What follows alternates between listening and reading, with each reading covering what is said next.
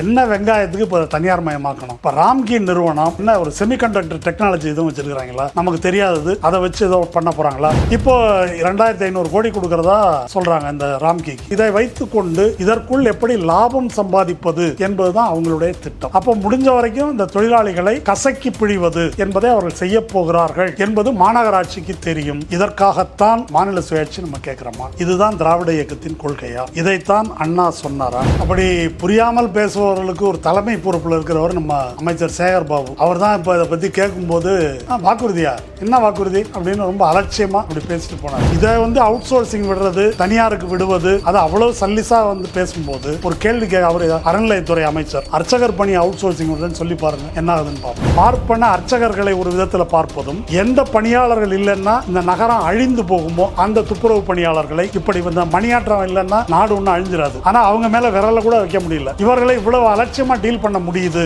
என்றால் அதற்கு மனம் வருகிறது என்று சொன்னால் அதுக்கு என்ன பொருள்? விருதுநகருக்கு பக்கத்துல முக்குளம் என்ற ஒரு கிராமம். அந்த கிராமத்துல மெடிக்கல் வேஸ்ட சுத்திகரிக்கின்ற ஒரு ஆலை இந்த ராம்கி நிறுவனத்துக்கு இருக்குது. அந்த ஊர்ல இவர்கள் அதை சுத்திகரிக்கிறேன் என்ற பெயரில் அதற்குரிய முறையை கையாளாமல் நடுராத்திரி அதை கொளுத்த வேண்டியது. அதிலிருந்து வரக்கூடிய நச்சு புகை காரணமா 100க்கும் மேற்பட்ட மரணங்கள், கிட்னி ஃபெயிலியர், நுரையீரல் ஃபெயிலியர், மாரடைப்பு, லிவர் ஃபெயிலியர், இப்படி எக்கச்சக்கமா நடந்தது. 2017 இதற்கு எதிரான இயக்கத்தில் முன்னிலை வகித்து போராடியது யார் தெரியுமா? தற்போதைய நிதி அமைச்சர் திரு தங்கம் தென்னரசு. அவர் தான் நின்று போராட்டம் நடத்தினார். இப்படிப்பட்ட ஒரு அயோக்கிய சென்னை மாநகரத்தின் சுகாதாரத்தை, தூய்மையை பாதுகாப்பான் என்று இந்த அரசாங்கம் எப்படி நம்புகிறது? அப்ப தெரிஞ்சு கொடுக்கறீங்க என்று சொன்னால் யாரோடு விளையாடுறோம்? தூய்மை பணியாளர்களுடைய வாழ்க்கையோடு மட்டுமல்ல, சென்னை மாநகரத்து மக்களுடைய இந்த புத்தகம் இருக்குது திரு கருணாநிதி எ லைஃப். இது கலைஞரின் கூற்று. தாராளமயம் நவீனத்துவத்தை கொண்டு வந்து விட்டது என்று கருதுவது மிக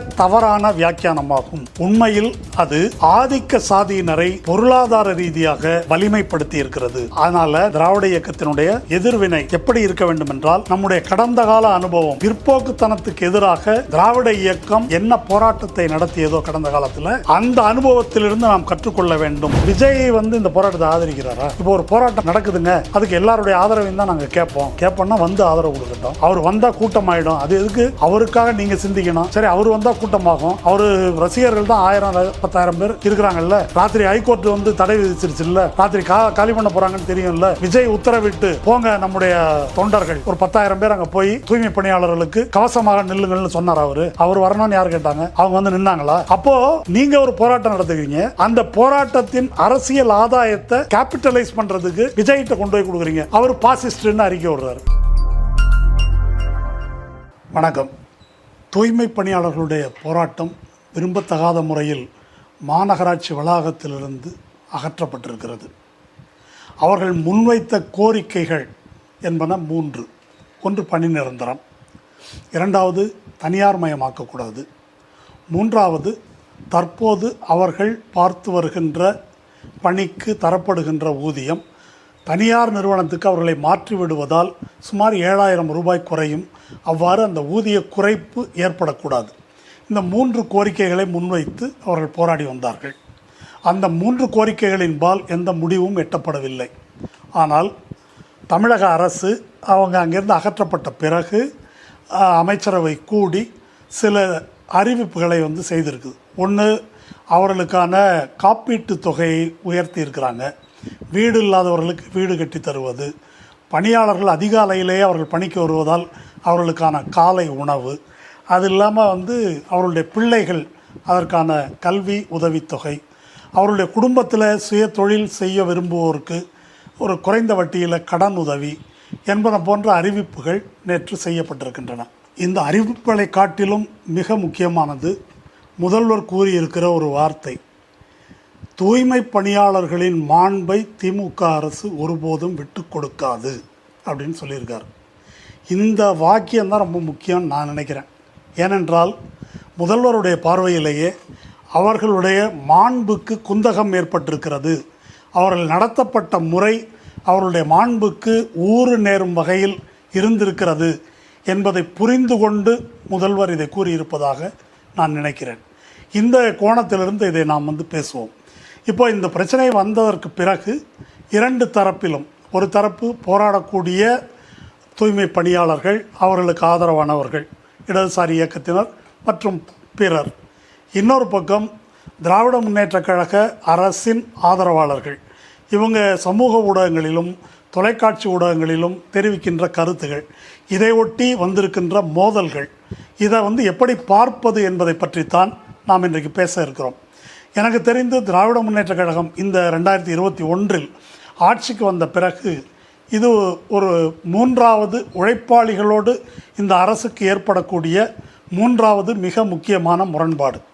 முதல் முரண்பாடு எப்பொழுது வருகிறது என்று சொன்னால், 8 மணி நேர உழைப்பு என்பதை 12 மணி நேரம் என்று சட்டமன்றத்திலே அவர்கள் அறிவித்தது. 12 மணி நேரம், அதை சேர்த்து நாங்கள் வாரத்துக்கு 2-3 விடுப்புகள் கொடுத்து விடுவோம், ஓய்வு நாட்கள் தந்து விடுவோம் என்றெல்லாம் சமாளித்து அறிவித்தார்கள். அதற்கு மிக கடுமையான எதிர்ப்பு வந்தது. எதிர்ப்பு என்பது இடதுசாரி இயக்கங்கள் மற்ற இயக்கங்களிடமிருந்து மட்டுமில்லாமல் தோமுசாவிடமிருந்தே அந்த எதிர்ப்பு வந்த பிறகு திமுக அரசு அந்த அறிவிப்பை பின்வாங்கி கொண்டது. அதை பற்றி முதல்வர் அறிவித்த அறிவிப்பு ரொம்ப முக்கியமானது. இது எங்கள் சங்கமே இதை எதிர்த்திருக்குது. திராவிட முன்னேற்ற கழகம் எத்தகைய ஜனநாயக இயக்கம் என்பதற்கு இது ஒரு எடுத்துக்காட்டு. எனவே இந்த அறிவிப்பை வாபஸ் பெறுவதில் எங்களுக்கு ஒன்றும் கௌரவ குறைச்சல் இல்லை, இதை நாங்கள் பெருமையாக நினைக்கிறோம் என்று சொன்னார். அது மிக முக்கியமான அறிவிப்புன்னு கருதுகிறேன். இது முதல் விஷயம். ஆனால் அந்த 12 மணி நேர உழைப்பு, அது முதல்வர் இப்படி ஒரு முடிவு எடுக்கும் வரையில் அந்த 12 மணி நேரம் என்பதை பல கோணங்களில் நியாயப்படுத்தி இந்த திமுக அரசை ஆதரிக்கின்ற ஆதரவாளர்கள் திமுகவினர் பேசி வந்தார்கள். அதுக்கு பிறகு இந்த அறிவிப்பு பின்வாங்கப்பட்டது. இரண்டாவது சாம்சங் தொழிலாளர்களுடைய போராட்டம். சாம்சங் தொழிலாளர்கள் போராட்டம் வந்தபோது இதே போல் மிக மோசமான ஒரு முறுகல் நிலை இடதுசாரி தொழிற்சங்கத்தினருக்கும் இடதுசாரி இயக்கங்களுக்கும் இந்த பக்கம் திராவிட முன்னேற்ற கழக அரசுக்கும், சரியாக சொல்வதென்றால் பாரதிய ஜனதாவுக்கு எதிரான அணிக்குள்ள ஒரு விரிசலும் மோதலும் வந்ததை நாம் பார்க்கிறோம். அப்போது அந்த போராட்டத்தை முடிவுக்கு கொண்டு வருவதற்காக அமைச்சர்கள் போய் பேச்சுவார்த்தை நடத்தினாங்க. போராடும் தொழிலாளர்களை ஆலைக்கு பக்கத்தில் கூட உட்காரக்கூடாது என்று சொல்லி அவர்களை ரொம்ப தூரத்தில் தள்ளி உட்கார வைத்தார்கள். அவர்களையே ஈடுபடுத்தாமல் அதில் ஈடுபட்ட அமைச்சர்களே போய் பேச்சுவார்த்தை நடத்திட்டு ஒருதலை பட்சமாக அறிவிப்பு செய்தார்கள். அதை ஏற்றுக்கொள்ள முடியாது என்று சிஐடியு சங்கத்தினர் பேச, அது சிபிஎம் அல்லது சிஐடியுவுக்கும் திராவிட முன்னேற்ற கழகத்துக்கும் இடையிலான ஒரு முரண்பாடாக மோதலாக ஒருவரை ஒருவர் குற்றம் சாட்டி கொள்வது, மிக கடுமையான சொற்களால் தொழிற்சங்கத்தினரை சாடுவது என்பதெல்லாம் நடந்ததை நாம் பார்த்தோம். அப்போ சில நியாயங்களை எல்லாம் பேசினார்கள். என்ன நியாயம் பேசினாங்க அப்படின்னா, நீங்கள் இப்படியெல்லாம் பண்ணிங்கன்னாக்கா எந்த இன்வெஸ்ட்மெண்ட்டும் வராது, வேலை வாய்ப்பு வராது, அவன் மூடிட்டு கொரியாவுக்கு போயிடுவான், வியட்நாமுக்கு போயிடுவான், இல்லை வேற எங்கன்னா போயிடுவான் என்றெல்லாம் வாதங்களை முன்வைத்தார்கள். ஆனால் அப்படி அல்ல. அவர்கள் கேட்பது தொழிற்சங்க உரிமை, கூலி உயர்வு அல்ல. தொழிற்சங்க உரிமைக்கான வழக்கு நீதிமன்றத்தில் இருக்குது. நாங்கள் நீதிமன்றத்தில் பார்த்து கொள்ளுகிறோம். சட்டப்படி இருக்கின்ற தொழிற்சங்க உரிமையை திராவிட முன்னேற்ற கழக அரசின் கீழ் இயங்குகின்ற தொழிலாளர் நலத்துறை அதிகாரிகள் ஏன் அங்கீகரிக்க மறுக்கிறார்கள் என்ற கேள்வியை தான் அவங்க திரும்ப திரும்ப எழுப்பினாங்க. இப்போ அந்த போராட்டம் எப்படி முடிவுக்கு வந்தது என்று சொன்னால், கடைசியில் தொழிற்சங்க உரிமை அங்கீகரிக்கப்பட்டு அந்த தொழிற்சங்கத்தோடு பேசி நிர்வாகம் ஊதிய உயர்வு உள்ளிட்ட சில ஒப்பந்தங்களுக்கு வந்திருக்கிறது. இப்போ அந்த குறிப்பிட்ட பிரச்சனையை பொறுத்த வரைக்கும் என்ன மையமான விஷயம் என்றால், பன்னாட்டு நிறுவனம் ஒன்று இங்கே தொழில் நடத்த வந்தால் நீங்கள் தொழிற்சங்கத்தை எல்லாம் விட்டு கொடுக்கணும், தொழிற்சங்க உரிமையை விட்டு கொடுக்கவில்லை என்றால் வேலை வாய்ப்பு கிடைக்காது, தொழில் வராது என்ற எல்லைக்கு போய் திமுக அனுதாபிகள் வாதிட்டார்கள்.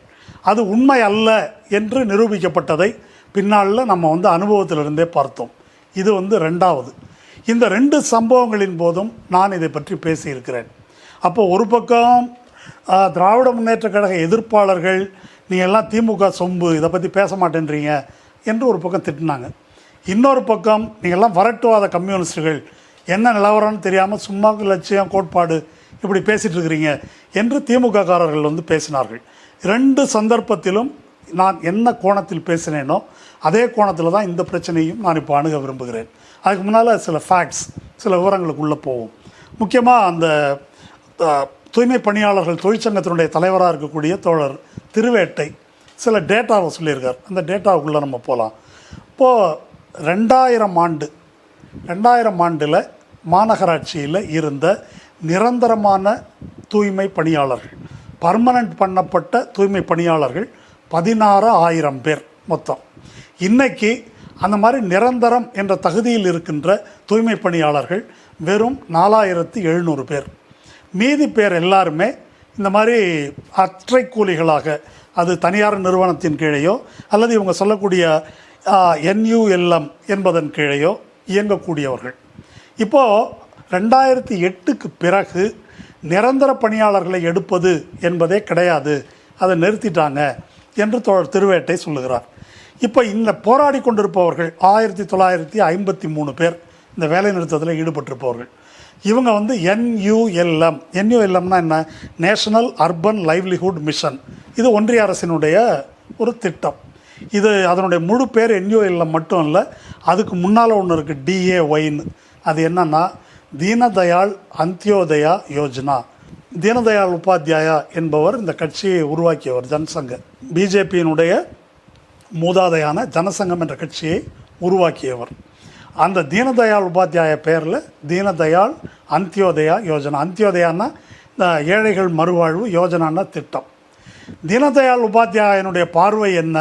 குலத்தொழில் தான் அவருடைய பார்வை. அதை பற்றி இப்போ இங்கே விரிவாக நம்ம பேச வேணாம். அது வந்து அந்த அடிப்படையில் தான் இந்த பெயர் வந்து சூட்டப்பட்டிருக்குது. இதில் இன்ன சாதிக்காரர்கள் தான், விஸ்வகர்மா யோஜனா போல இன்ன சாதிக்காரர்கள் தான் இந்த பணியை செய்ய வேண்டும் என்று விதிக்கப்படவில்லை என்றாலும் பை டிஃபால்ட் தலித் சமூகத்தைச் சேர்ந்த மிகவும் பின்தங்கிய பிரிவில் உள்ள மக்கள் தான் இந்த பணியில் ஈடுபடுகிறார்கள். இதுக்கு பேர் அந்த பேர் தான் வச்சுருக்கிறாங்க. இது வந்து ஒரு சுய உதவி குழு என்றும் அந்த சுய உதவி குழுவின் கீழ் இவர்கள் பணியில் இருக்கிறார்கள் என்றும் இதை பற்றிய விளக்கத்தை திருவேட்டை சொல்கிறார். மொத்தம் சென்னை பெருநகரத்தில் வந்து 15 ஜோன். அந்த 15 ஜோனில் 11 ஜோன்கள் ஏற்கனவே இதுபோல் தனியார் நிறுவனங்களுக்கு கொடுக்கப்பட்டு விட்டன. ஒன்று அர்பாசர் என்ற நிறுவனம், இன்னொன்று ராம்கி என்ற நிறுவனம். இந்த 2 நிறுவனத்துக்கு கொடுத்துட்டாங்க. இது கொடுத்ததெல்லாம் அம்மா ஆட்சியில். இது முடிஞ்சிருச்சு. இப்போ மிச்சம் இருப்பவை 4 ஜோன். அந்த 4ல் 2 ஜோனை வந்து இப்போது இதுபோல் ராம்கி நிறுவனத்துக்கு கொடுப்பது என்று முடிவு செய்திருக்கிறார்கள். பிரச்சனை என்ன என்று சொன்னால், இப்போ 23,000 ரூபாய் மாதம் ஊதியமாக பெறுபவர்கள் இப்படி கைமாற்றி விடப்பட்டால் 16,000 ரூபாய் ஊதியமாக பெறுவார்கள். 7,000 ரூபாய் ஊதியம் வந்து குறைவு ஏற்படும். ஊதிய உயர்வை தான் நம்ம கேள்விப்பட்டிருக்கோம், இப்படி ஊதிய குறைப்பை யாராவது ஒத்துக்குவாங்களா என்று அந்த பணியாளர்கள், தொழிலாளர்கள் பேசுவதை வந்து நம்ம வந்து பார்த்தோம். அப்போ அந்த பணியாளர்கள்லாம் யார்? அவங்க தலித் சமூகத்தை சேர்ந்தவர்கள் என்பதை பற்றி சொல்ல வேண்டியதில்லை. பெரும்பாலும் ஓரிருவர் வேறு சமூகம் இருக்கலாமா என்னவோ.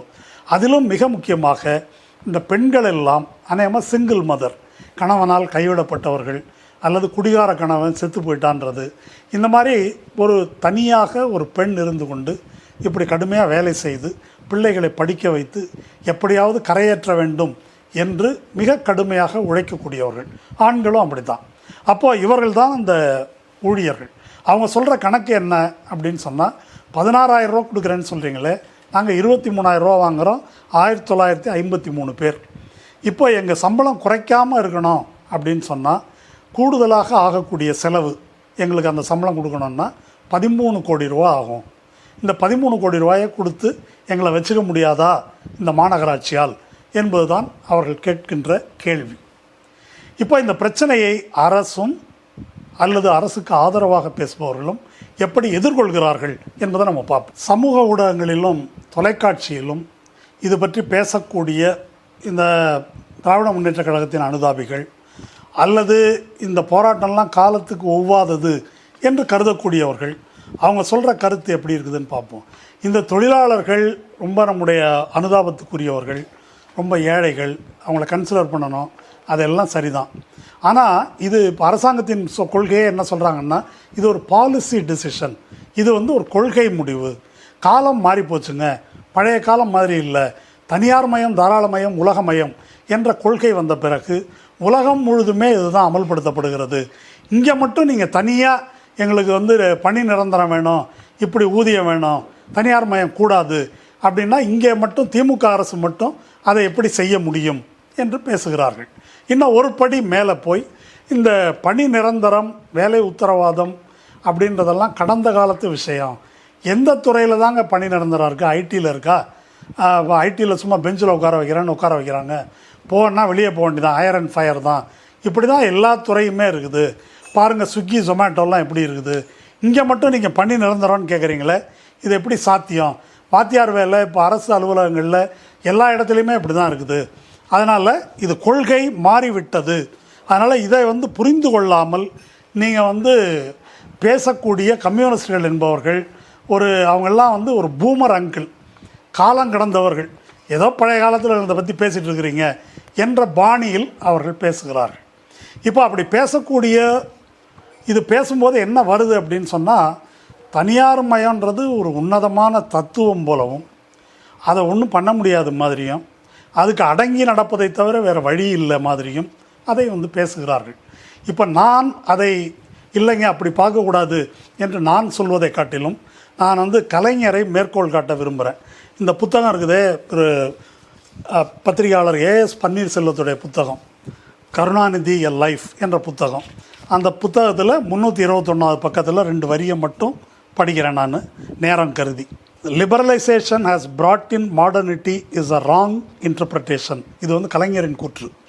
தாராளமயம் நவீனத்துவத்தை கொண்டு வந்து விட்டது என்று கருதுவது மிக தவறான வியாக்கியானமாகும். In fact it economically weaponised the upper caste of India. உண்மையில் அது ஆதிக்க சாதியினரை பொருளாதார ரீதியாக வலிமைப்படுத்தி இருக்கிறது. Hence our counter has to be rooted in the past experience of fighting bigotry. அதனால் நம்முடைய அணுகுமுறை எப்படி இருக்க வேண்டும்? நம்முடையனா திராவிட இயக்கத்தினுடைய கவுண்டர் எதிர்வினை எப்படி இருக்க வேண்டும் என்றால், நம்முடைய கடந்த கால அனுபவம் ஆஃப் ஃபைட்டிங் பைகாட்ரி, பிற்போக்குத்தனத்துக்கு எதிராக திராவிட இயக்கம் என்ன போராட்டத்தை நடத்தியதோ கடந்த காலத்தில், அந்த அனுபவத்திலிருந்து நாம் கற்றுக்கொள்ள வேண்டும். Not to look at market as an unadulterated force that can deliver the good for everyone. சந்தை எல்லோருக்கும் நன்மை பயக்கும் என்ற கருத்துக்கு நாம் உடன்பட்டு போகக்கூடாது. அது நம்முடைய கொள்கைக்கு எதிரானது அப்படின்னு சொல்லிட்டு அது இன்னும் பின்னால் போகுது. அது 1916 நான் பிராமின் மேனிஃபெஸ்டோவில் தொடங்கி அந்த ஸ்பிரிட்டில் இன்றைக்கி எப்படி வேலை செய்யணும் என்பது பற்றி அவர் பேசியதை நோக்கி அது போகுது. அப்போது எனக்கு தெரிந்த வரையில் இடதுசாரி கட்சிகளை தவிர இந்த தனியார் மய தாராளமய கொள்கையை அறிமுகப்படுத்தப்பட்ட காலத்தில், காங்கிரஸ் காலத்தில் தான் அறிமுகப்படுத்தப்பட்டது. அப்போ மன்மோகன் சிங், ப சிதம்பரம், மாண்டேசிங் அலுவாலியா இப்படி எல்லாருமே தனியார் மயம் தாராளமயத்தின் புகழ் பாடி கொண்டிருந்தார்கள். அரசாங்கமே எல்லாம் செய்ய முடியுமா? அரசாங்கமே பள்ளிக்கூடம் கட்ட முடியுமா? ஆஸ்பத்திரி கட்ட முடியுமா? குப்பை வர முடியுமா? தண்ணி கொடுக்க முடியுமா? கரண்ட் தர முடியுமா? என்று அவர்கள் பேசி அதை நடுத்தர வர்க்கத்தினரும் வாங்கி பாடிக்கொண்டிருந்த காலம் அது.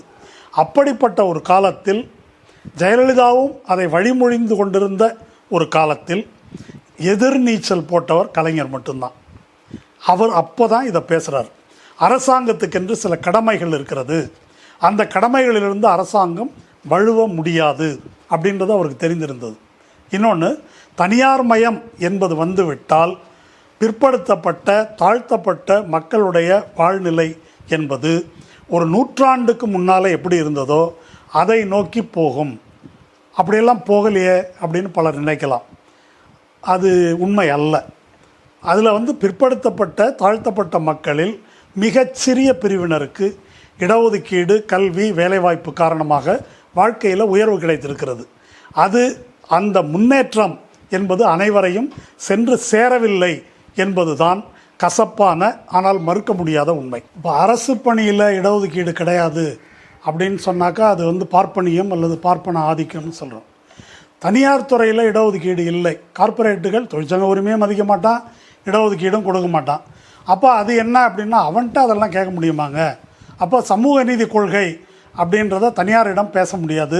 அங்கெல்லாம் மெரிட்டு தான், அங்கே இதை பேச முடியாது என்பதை நாம் அட்டியின்றி ஆட்சேபமின்றி ஏற்றுக்கொள்ளுகிறோம். அதை அவன் மேலே இம்போஸ் பண்ண முடியாது என்று நினைப்பது மட்டுமல்ல, அதில் ஏதோ ஒரு நியாயம் இருப்பதாகவும் கருதுகிறோம். அப்படின்னா என்ன பொருள்? அம்பேத்கர் பார்ப்பனியமும் முதலாளியமும் நம்முடைய எதிரிகள் அப்படின்னு சொன்னார். இப்போ இதில் என்ன விஷயம் அப்படின்னு சொன்னாக்கா, பார்ப்பனியம் என்றால் சனாதன தர்மம், பழசு, சாதி ஆதிக்கம் அப்படின்னு சொல்கிறோம். முதலாளித்துவம் அப்படின்னாக்கா லிபரல், அதில் ஒரு நியாயம் வந்து விட்டது, சமத்துவம் இருக்கிறதா சொல்கிறோம். ஆனால் நடைமுறையில் எப்படி இருக்குது? இப்போது பார்ப்பனியம் புஷ்பம் என்று சொல்வதை முதலாளித்துவம் வந்து பூன்னு சொல்லுது, அவ்வளோதான். மனு தர்மத்தில் சூத்திரனும் பஞ்சமனும் இரும்பில் தான் போடணும், சட்டியில் தான் சமைக்கணும், ஊடு இப்படி இருக்கணும் என்று விதியாக வைத்திருந்தார்கள் என்றால், நியோலிபரல் பாலிசி என்ன செய்யுதுன்னாக்கா அப்படி விதியெல்லாம் வைக்கல. நீங்கள் வந்து அப்பா இதில் பாஷ்யம் அப்பார்ட்மெண்ட்டில் கூட இருக்கலாம், ஒன்றும் பிரச்சனை இல்லை, தலித் என்பதனால் அங்கே இடம் கிடையாது அப்படின்னு சட்டப்படி அவர்கள் சொல்வதில்லை. ஆனால் 15,000 ரூபா சம்பளம் வாங்குறவன் அங்கே எப்படி குடியிருக்க முடியும்? அங்கே மெயின்டெனன்ஸே 15,000 ரூபா. அப்போது அங்கிருந்து தானாக விலக்கப்பட்டு அவர்கள் செம்மஞ்சேரிக்கும் வேறு பல இடங்களுக்கும் அனுப்பப்படுகிறார்கள். இது வந்து ஒரு ரியாலிட்டி. இந்த யதார்த்தத்தை புரிந்து கொண்டு தான் கலைஞர் என்ன சொல்கிறாரு, இதை புதிய தாராளவாத கொள்கை என்பது அப்பர் காஸ்ட் சாதி ஆதிக்க சாதியினரை வெப்பனைஸ் பண்ணுது, வலிமைப்படுத்துதுன்னு சொல்கிறார். அது ஒரு தீர்க்க தரிசனமான உண்மை என்பதை மோடியின் இந்த 10 ஆண்டு ஆட்சி காலத்தில் நம்முடைய கண் முன்னால் அதை பார்த்து கொண்டிருக்கிறோம். யார் கொழுத்திருக்கிறார்கள், யார் மெலிந்திருக்கிறார்கள் என்பதை நாம் வந்து பார்த்து கொண்டிருக்கிறோம். அப்போது இடஒதுக்கீடு அப்படின்றது என்ன? Reverse discrimination. ரிவர்ஸ் டிஸ்கிரிமினேஷன்னா என்ன? யார் இந்த சாதிய அமைப்பு முறையில் மிகவும் பாதிக்கப்பட்டார்களோ அவர்களுக்கு, பாதிக்கப்படுபவர்களுக்கு முன்னுரிமை கொடுத்து அவர்களை கைதூக்கி விடுவது, சமூகத்தில் ஒரு சமநிலையை கொண்டு வருவது. ஈக்குவாலிட்டி அப்படின்றது உடனே வராது, ஈக்விட்டி வந்து வேணும் என்பது தான் ரிவர்ஸ் டிஸ்கிரிமினேஷன் என்ற கொள்கைக்கான அடிப்படை. இப்போ நம்முடைய சாதிய அடுக்கில் ஆதிக்க சாதிகள், பிற்படுத்தப்பட்டோர், மிகவும் பிற்படுத்தப்பட்டோர், தலித்துகள் என்பதில் தலித்துகளிலும் ஆக கீழான நிலையில் இருப்பவர்கள், அவங்க வந்து அருந்ததியர் சமூகமாக இருந்தாலும் சரி, அல்லது இப்பொழுது சென்னையில் பணியாற்றக்கூடியவர்களில் பெரும்பகுதியினர் பறையர் சமூகம்னு நினைக்கிறேன், இந்த தூய்மை பணியில் ஈடுபடுகிறார்களே, இவர்கள்தான் சமூகத்தின் கடைக்கோடி நிலையில் இருப்பவர்கள். அப்போது அவங்களை மேலே தூக்கி விடுவது என்பது தான் நம்முடைய முதல் பணியாக இருக்கணும். அருந்ததியருக்கு உள்ளொதுக்கீடு கலைஞர் கொடுக்குறாரு. அந்த உள்ளொதுக்கீட்டின் மூலம் எத்தனை பேருங்க ஒரு அரசு வேலைக்கு வர முடியும், இல்லை தனியார் நிறுவனங்களில் கௌரவமான வேலையை பெற முடியும் அப்படின்றத நீங்கள் சாதாரணமாக யாராவது மனசாட்சியோடு கொஞ்சம் யோசித்து பார்த்து சொல்லுங்கள். ஒரு 1000க்கு 5 பேர் 10 பேர் அந்த அளவு கூட வருவதே பெரிய அதிகம். அப்போ அதற்கு மேல் உள்ளவர்கள் என்ன செய்வார்கள்? அதற்கு மேல் உள்ளவர்கள் தவிர்க்க இயலாமல், அது அருந்ததியர் சமூகம், தலித் சமூக மக்கள் மட்டுமல்ல, மிகவும் பிற்படுத்தப்பட்ட வன்னியர் போன்ற சமூகத்தை எடுத்துக்கிட்டாலும் கூட அவங்க வழக்கமாக இருக்கக்கூடிய விவசாயம் போன்ற தொழில்களிலோ அல்லது உடல் உழைப்பு தொழில்களிலோ, இது மாதிரி தூய்மை பணி போன்ற தொழிலிலோ இதில் தான் வந்திருக்கிறாங்க. அப்போ அந்த பணிகளை மாண்புமிக்கதாக எப்படி ஆக்குவது, அதுக்குள்ளேயே அவர்கள் கண்ணியமான வாழ்க்கை வாழ்வதற்கு எப்படி நாம் வகை செய்வது என்பது தான் உண்மையான சமூக நீதி கொள்கையாக இருக்கும். 1000 பேரில் 5 பேரை தூக்கி விடுவது சமூக நீதி என்று சொல்லிக்கொள்வதில் பயன் இல்லை. அப்படி சொல்லிக்கொள்வது என்பது ஒரு நடுத்தர வர்க்க, மேல்தட்டு நடுத்தர வர்க்க பார்வை. அந்த கிளாஸுக்கு வந்துட்டாக்க அப்படி தான் உலகம் இருக்கிறது என்று பார்க்கின்ற ஒரு பார்வை. அந்த பார்வையிலிருந்து தான் இந்த மாநகராட்சி தூய்மை பணியாளர்களை பார்க்கின்ற ஒரு அவலம் நடக்கிறதுன்றதை இந்த சமூக ஊடகங்களை பார்க்கும்போது தெரியுது. அப்போது இப்படி ஒரு பிரச்சனை வருது அப்படின்னா இதை ஏதோ கோட்பாடு, பாலிசி டெசிஷனுங்க, தனியார் மயங்க, இதெல்லாம் இருக்கட்டும். என்ன வெங்காயத்துக்கு இப்போ தனியார் மயமாக்கணும்? இப்போ ராம்கி நிறுவனம் என்ன ஒரு செமிகண்டக்டர் டெக்னாலஜி எதுவும் வச்சுருக்கிறாங்களா? நமக்கு தெரியாதது அதை வச்சு ஏதோ பண்ண போகிறாங்களா? என்ன நிறுவனம் அது? என்ன தெரியாத தொழிலை அவன் செய்ய போகிறான்? எதற்காக இதை நாம் தனியாருக்கு கொடுக்குறோம்? இந்த அடிப்படையான கேள்வியை எழுப்பி அதற்கு விடை காண்பதற்கு நம்ம வந்து முயற்சிக்கணும். ஏன் மாநகராட்சி அதை கொடுக்குது? ஒரே காரணம்தான். மாநகராட்சியாக இருக்கட்டும், வேறு எந்த ஒரு தொழில்துறையாக இருக்கட்டும், காஸ்ட் கட்டிங் அப்படின்றது தான். முன்னெல்லாம் அலுவலகங்களில் செக்யூரிட்டி என்பவரை அந்த நிறுவனத்தின் ஊழியராக வச்சுருப்பாங்க. இப்போ என்ன செஞ்சுட்டாங்க? எல்லா இடத்துலையும் அதை அவுட் சோர்ஸ் பண்ணிடுறாங்க. ரிட்டையரான இராணுவ வீரர்கள் அல்லது போலீஸ் அதிகாரிகள் செக்யூரிட்டி ஏஜென்சி நடத்துகிறாங்க, அல்லது இந்த மாதிரி மேன்பவர் ஏஜென்சிஸ் அப்படின்னு வச்சுக்கிட்டு அவங்க ஒரு நபருக்கு வந்து 20,000 சம்பளம்னு வந்து உங்கள்கிட்ட பில்லை போட்டு வாங்கிக்கிட்டு அவனுக்கு 12,000 13,000 கொடுக்கறது, இப்படி ஒன்று நடந்துகிட்ருக்குது. அவங்கள கொத்தடிமைகள் போல் வேலை வாங்குவது. அதுபோல் மாநகராட்சி இந்த பணிகளை அவுட் சோர்ஸ் செய்ய விரும்புவதற்கு ஒரே ஒரு காரணம், தன்னால் அது செய்ய முடியாது என்பதல்ல, அப்படி தனித்திறமை எதுவும் அதுக்கு தேவைப்படலை. அதுக்கு ஒரே ஒரு பாயிண்ட்டு தான் காஸ்ட் கட்டிங்.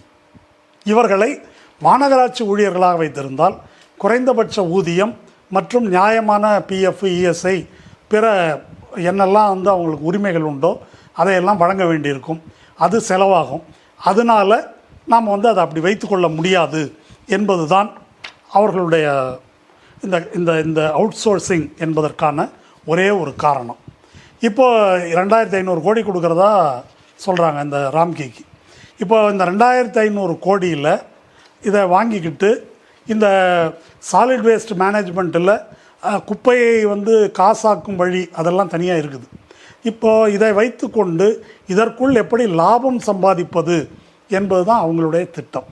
அப்போ முடிஞ்ச வரைக்கும் இந்த தொழிலாளிகளை கசக்கி பிழிவது என்பதை அவர்கள் செய்யப்போகிறார்கள் என்பது மாநகராட்சிக்கு தெரியும், தமிழக அரசுக்கு தெரியும். இப்போ 23,000 ரூபா சம்பளம் வாங்குறவங்கள 16,000 ரூபாய்க்கு குறைக்கிறோம் அப்படின்னு சொன்னால் 16,000 ரூபாயில் இந்த நகரத்தில் ஒருத்தன் வாழ முடியும். அதுவும் இந்த மாதிரி சிங்கிள் மதராக இருக்கக்கூடிய பெண்கள் ஒரு வீட்டில் குடியிருந்து வாழ முடியும் அப்படின்னு யாராவது ஒருத்தர் சொல்லுங்கள், செஞ்சு காட்டுங்க பார்ப்போம். 23 வாழறதே எவ்வளோ கஷ்டம். அப்போது இதை வந்து போகட்டான், நம்ம கண் முன்னால் வேண்டாம், அவன் என்னவோ பண்ணிக்கிட்டான் அவனை என்பது தான் இதில் மாநகராட்சியின் பார்வையாக இருக்குது. நம்ம டிஎம் கிருஷ்ணா வந்து மிருதங்கத்தை பற்றி ஒரு புத்தகம் எழுதியிருந்தார், செபாஸ்டியன் அண்ட் சன்ஸ் அப்படின்னு. அதில் பாலக்காடு மணி ஐயர் என்ற ஒரு பார்ப்பன மிருதங்க வித்வான் இந்த மிருதங்கங்கள் செய்வதற்கு பசுமாட்டு தோல், செத்த மாடலில் உயிரோடு இருக்கிற ஒரு கன்று ஈன்ற உடனே உள்ள பசுமாட்டை கொண்டு வந்து வெட்டி, அப்போ தான் அந்த தோலில் எலாஸ்டிசிட்டி இருக்கும், அப்படி ஒரு மாடை வச்சு அதில் தான் மிருதங்கம் செய்யணும் என்பது அந்த எல்லாம் விரிவாக எழுதியிருக்காரு அந்த புத்தகத்தில். இப்போ ஒரு பிராமணன் பசுவை கொல்லலாமா? ஐயோ மகா பாவம் அது. அப்போ இவர் என்ன செய்கிறாரு? ஆனால் மிருதங்கம் வேணும்.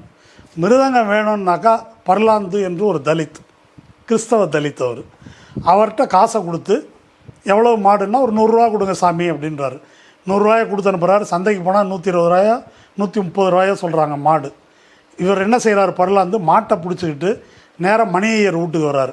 வீட்டுக்கு வந்து இதான் மாடு, 30 ரூபா கூட கேட்குறான், கொடுக்கவா வேணாமா அப்படின்னா உடனே அவர் தலையில் அடித்து கொண்டு அதை என் கண்ணில் காட்டாத, 130 ரூபா கொடுத்துட்றேன், அதை எங்கேயோ கண்மறைவாக கொண்டு போய் செய் என்று அவர் சொல்லுகிறார்.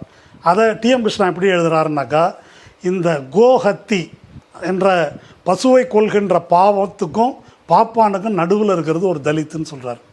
அதுபோல் இந்த தூய்மை பணியாளர்கள் இரத்தத்தை உரிவதற்கும் மாநகராட்சிக்கும் இடையில் கொண்டு வந்து ராம்கியை வைக்கிறீங்க. ராம்கி அந்த காரியத்தை செய்யட்டும், நம்ம எதுக்கு செய்வானே அப்படின்னு சொல்லி.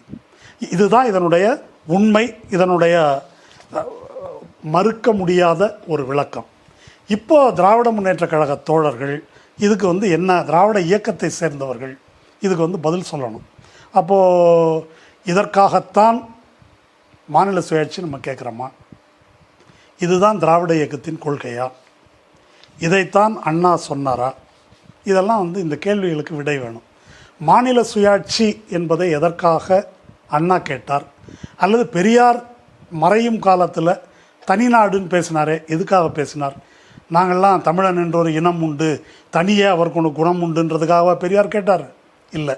சாதி ஒழிந்த ஒரு சமதர்ம சமூகத்தை உருவாக்க வேண்டுமென்றால் இந்த அரசமைப்பு சட்டத்தின் வரம்புக்கு உட்பட்டு டில்லி ஆட்சியின் கீழ் அது சாத்தியமில்லை என்பதனால் அதை கேட்டார். மாநில சுயாட்சி ஏன் கேட்டாங்க?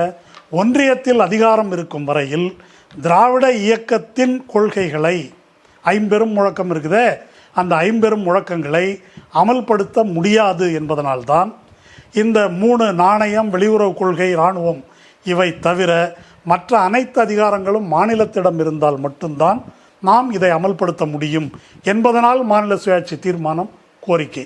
இன்னை வரைக்கும் அதுதான் பேசுகிறோம். அப்படி மாநில உரிமை இருந்தால் தான் கல்விக் கொள்கையை வந்து நாம் அமல்படுத்த முடியும், இல்லை என்றால் திணிப்பார்கள். அதில் ஒன்றொன்னா எப்படி பறி போயிட்டுருக்கு, அதை எப்படி நம்ம ஃபைட் பண்ணிட்டுருக்கிறோன்றது தனிக்கதை. அப்போ மாநில சுயாட்சி என்பதற்கு ஒரு நோக்கம் இருக்குது. அது என்ன? ஒடுக்கப்பட்ட சமூகத்தினரின் வாழ்வை மேம்படுத்துவது. அப்படி மேம்படுத்துவது என்பது இந்த அரசமைப்பு சட்டம், இந்த ஒன்றிய அரசின் அதிகாரம் அதற்கு கீழே முடியாது என்பதனால்தான் மாநில சுயாட்சியை தவிர மாநில சுயாட்சி வாங்கிட்டு ராம்கியை கொடுக்கறதுக்கு அல்ல, மாநில சுயாட்சி வாங்கி கொண்டு தனியார் மயமாக்குவதற்கு அல்ல. இந்த அரசமைப்பு சட்டத்துக்கு வெளியே ஆர்டிகிள் 370 ரத்து செய்யப்படுவதற்கு முன்னால் நாடாளுமன்ற எந்த சட்டத்தை இயற்றினாலும் except the state of Jammu and Kashmir அப்படின்னு ஒரு வார்த்தை இருக்கும். அது ஏன் அப்படின்னா, ஜம்மு அண்ட் காஷ்மீருக்கு தனி அரசியல் சட்டம் இருந்தது. இந்த அரசமைப்பு சட்டம் அவர்களை நேரடியாக கட்டுப்படுத்தாது. அவர்கள் உடன்படாத வரையில், அவங்க உடன்பட்டால் கட்டுப்படுத்தும்.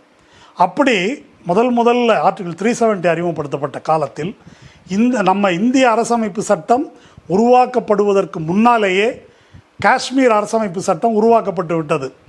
அப்போது அங்கே கொண்டு வரப்பட்ட நில சீர்திருத்தத்தில் தான் காஷ்மீரில் இருக்கின்ற அத்தனை விவசாயிகளுக்கும் நிலம் சொந்தமாக்கப்பட்டது. இந்தியா மொத்தத்திலையும் நில சீர்திருத்தத்தில் எவ்வளவு நிலம் சொந்தமாக்கப்பட்டதோ அதற்கு சமமான அளவுக்கு காஷ்மீரில் நிலம் சொந்தமாக்கப்பட்டது. இதனால் காஷ்மீரில் இருக்கக்கூடிய குடியானவர்கள், பெரும்பாலும் முஸ்லீம்கள், அவர்களுடைய வாழ்க்கை தரம் அப்படி உயர்ந்தது. அங்கே வீடற்றவர்களோ நிலமற்றவர்களோ இல்லை என்ற நிலை உருவானது. அதே போல் அதே காரியத்தை கலைஞர் இங்கே செய்ய முயன்றார். எங்கள் தமிழ்நாட்டில் நில உச்சவரம்பு சட்டம் 15 ஸ்டாண்டர்ட் ஏக்கர்.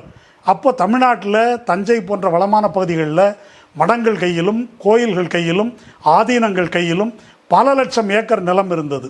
அதை எடுப்பதற்காக கோயிலாக இருந்தாலும் மடமாக இருந்தாலும் யாராக இருந்தாலும் 15 ஸ்டாண்டர்ட் ஏக்கர் தான் உச்சவரம்பு என்ற ஒரு சட்டத்தை அவர் கொண்டு வந்த போது இது அரசமைப்பு சட்டத்துக்கு எதிரானது என்று அதுக்கு பிரசிடென்ஷியல் ஆக்சன்ட் கிடைக்காம முடக்கப்பட்டது. அப்போது இந்த நோக்கத்துக்காக தான் மாநில சுயாட்சி. அப்போ திராவிட இயக்கத்துக்கென்று ஒரு கொள்கை இருக்கிறது, ஒரு மரபு இருக்கிறது. அது பொது உடைமை இயக்க கொள்கைக்கு நெருக்கமானது. சும்மா மேதினத்துக்கு லீவ் விட்டான் அப்படின்றத மட்டும் அல்ல பிரச்சனை. இதை கலைஞரோ அண்ணாவோ சொல்வதில் ஒரு பொருள் இருக்கிறது. அப்போ அந்த கோணத்திலிருந்து இதை யோசிக்காமல் ஒரு நியோலிபரல் கண்ணோட்டத்திலிருந்து பல திராவிட முன்னேற்ற கழக ஆதரவாளர்கள் வாதாடுகிறார்கள்.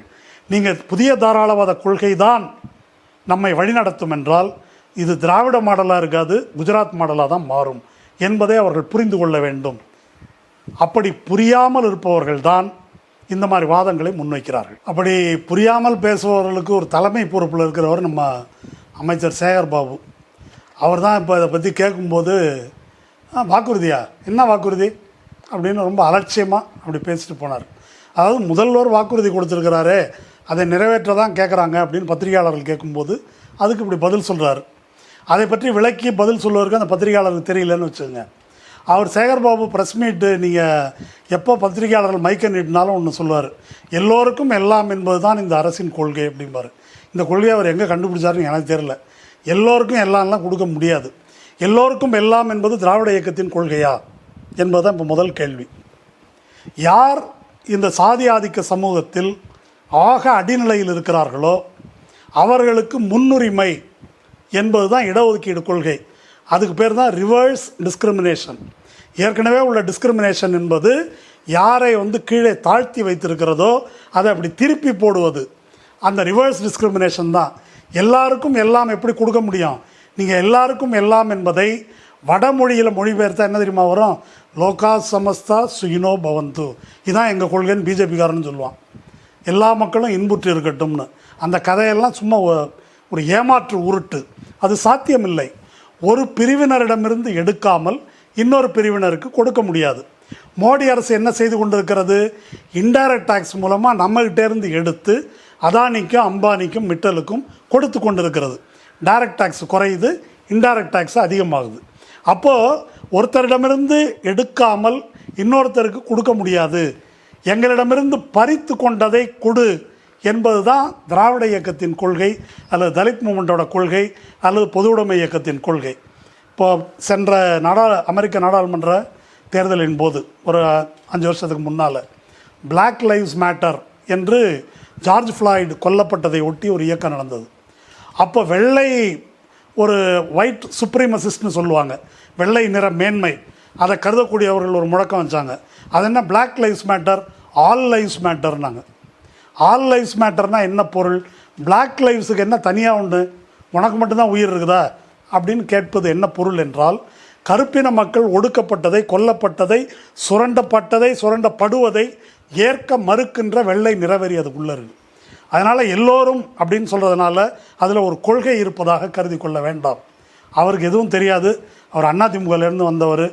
இஸ்திரிப்பட்டி தையல் மிஷின் வழங்குவது, நலத்திட்டம் வழங்குவது, படுக்காமல் ஒரு சர்க்கஸ் மாதிரி காலில் விழுந்து கும்பிடுறது இந்த மரபுலேருந்து வந்தவர்.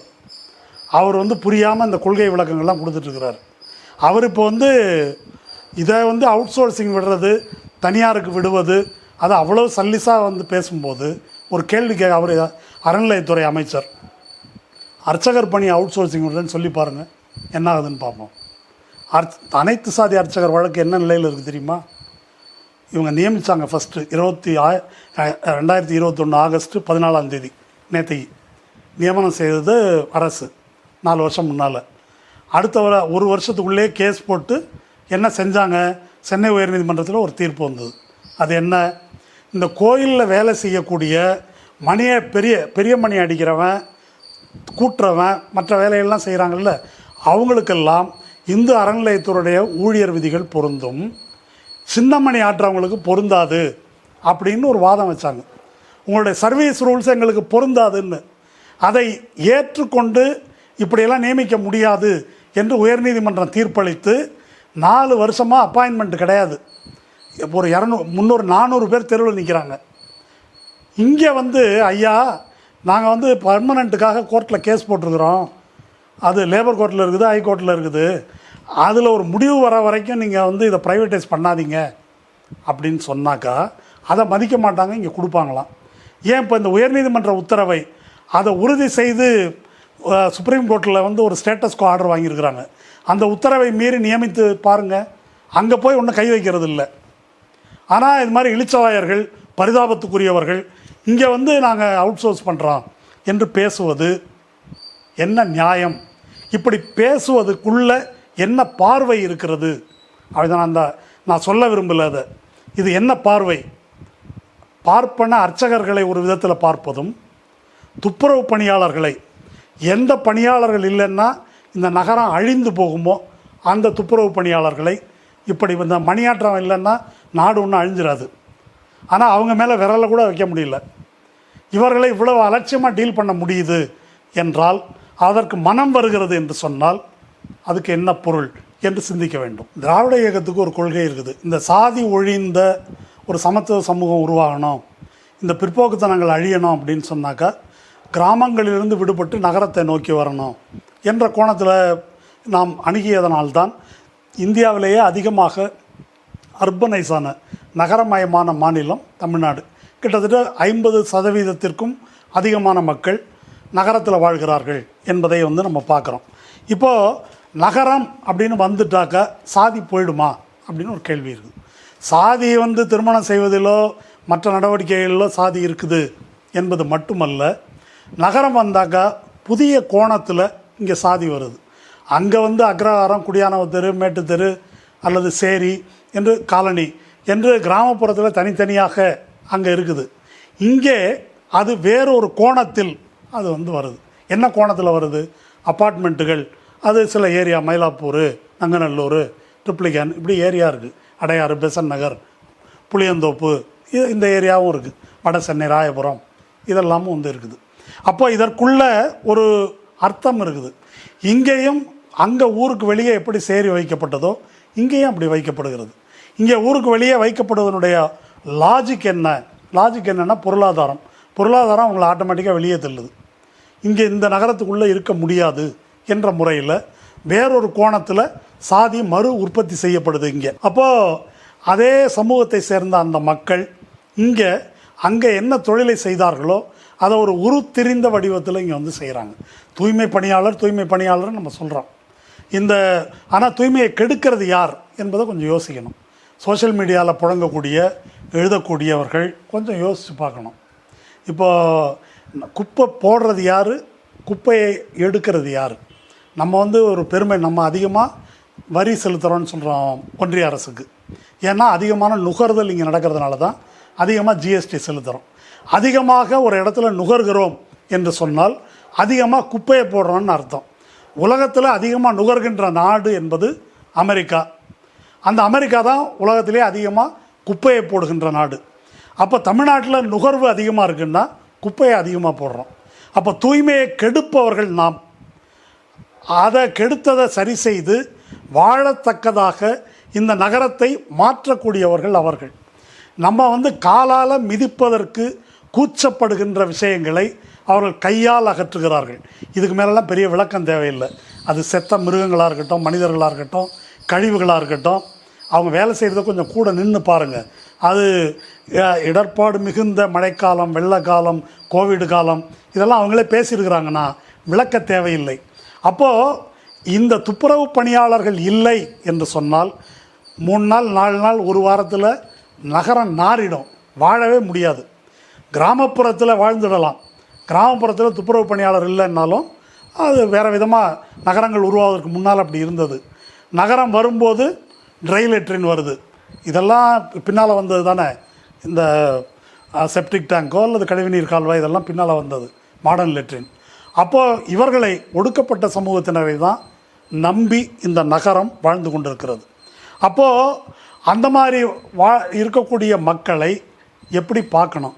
யார் இல்லை என்றால் நகரம் இயங்காதோ அவங்களுக்கு வந்து முன்னுரிமை கொடுத்து அவங்கள கௌரவமான நிலையில் வைப்பது நம்ம வேலையா, அல்லது இருக்கிறதுலே கேவலமான நிலையில் வைப்பதா? நகரம் வந்தால் ஜாதி போயிடும். இப்போ நான் வந்து தஞ்சையில் வந்து நான் பார்த்துருக்குறேன். துப்புரவு தொழிலாளர்களுடைய குடியிருப்பு வடக்கு வாசல்னு ஒரு ஏரியாவில் இருக்குது. அங்கே தான் கழிவுநீர் தொட்டியும் அங்கே தான் வச்சுருப்பாங்க. அது எதுக்கு அங்கே வைக்கணும்? அப்போ இயல்பாகவே மூளை உனக்கு எப்படி சிந்திக்குது? அது அவங்களும் கழிவுகள், சுத்தம் பண்ணுறவனை கழிவு, சுத்தம் பண்ணுறவன் அசுத்தமானவன், அந்த பார்வை தான் இருக்குது. அந்த பார்வை தான் அமல்படுத்துகிறார்கள். அப்படித்தான் பார்க்கிறோம். அப்போது இந்த பார்வை இதில் ஜாதி இல்லை அப்படின்னு நினச்சிக்கலாம். ஆனால் உண்மையில் ஜாதி இருக்கிறது. உண்மையில் தீண்டாமை பார்வை இருக்கிறது. சாதி ஒரு கொடூரமான முறையில் இங்கே வந்து மறு உற்பத்தி ஆகுது. அதை வந்து அப்படியெல்லாம் இல்லை, நம்ம அது மாதிரிலாம் இல்லை என்று நினைத்து கொண்டு ஏதோ ஒரு தூய பொருளாதார கொள்கையை வந்து விவாதிக்கிற மாதிரி அது மாதிரி இதை வந்து பேசிக்கொண்டு இருக்கிறோம் என்பது தான் கசப்பான உண்மை. இப்படி இது ஒன்று நடந்துகிட்டு இருக்கும்போது அங்கே கூலி படத்துக்கு என்ன, அதுக்கு பேர் என்ன, ஆடிஷா இது ஒன்று நடக்குது, ஆடியோ லான்ச்சா, அது நடக்குது. எல்லோரும் உட்காந்துருக்குறாங்க.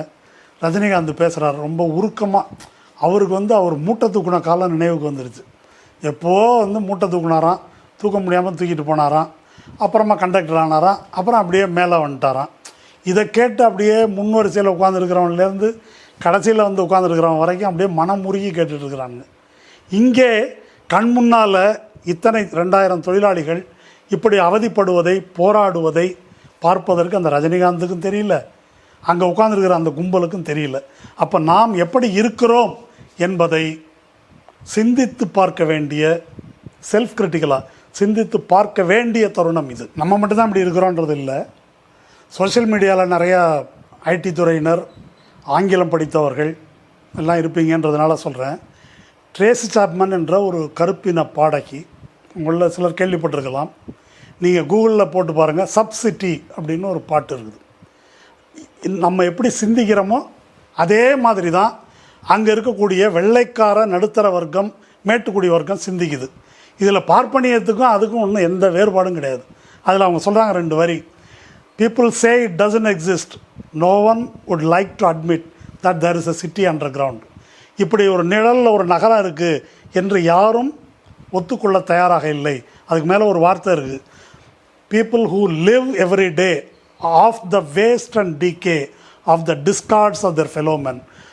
சக மனிதர்களின் கழிவுகளை பயன்படுத்தி வாழக்கூடிய மனிதர்கள் இருக்கிறார்கள் என்பதை யாரும் நம்ப மறுக்கிறார்கள் அப்படின்னு போகுது அந்த பாட்டு.